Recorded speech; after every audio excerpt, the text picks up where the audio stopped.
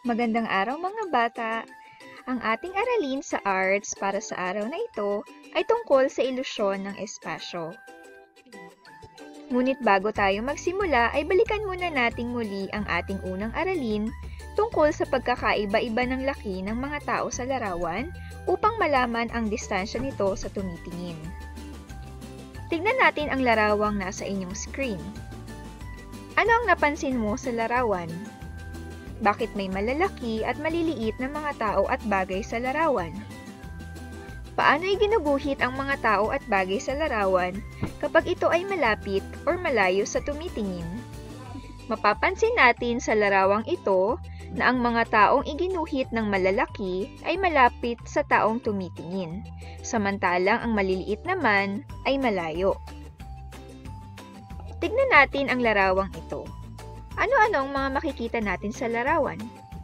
Ang larawang ito ay nagpapakita ng ilusyon ng espasyo. Ano nga ba ang ilusyon ng espasyo? Ang ilusyon ng espasyo ay isang paraan upang maipakita ang distansya, layo, lalim, at lawak ng mga bagay o tao sa tumitingin. Ipinakikita rin dito sa larawan ang guhit-tagpuan na nasa paanan ng bundok. Ang linyang nasa paanan ng bundok na humihiwalay sa lupa at kalangitan ay ang tinatawag nating guhit-tagpuan. Ang guhit-tagpuan ay isang linya na abot-tanaw ng langit at lupa. Maaari itong gumawa ng malawak na espasyo sa paningin sa pamamagitan ng linya. Tingnan natin ang mga larawang ito. Maaari nyo bang tukuyin ang kanilang mga guhit-tagpuan?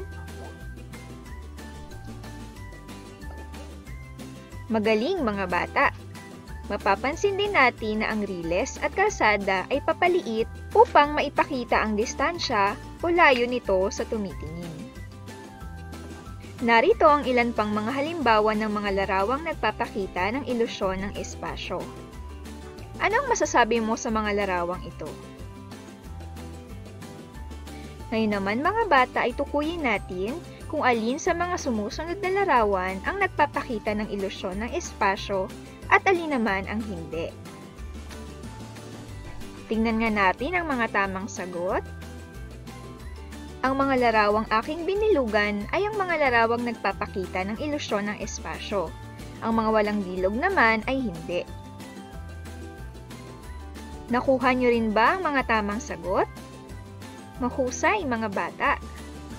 Tandaan, ang paggamit ng ilusyon ng espasyo ay isang paraan upang maging makahulugan ang isang likhang sining.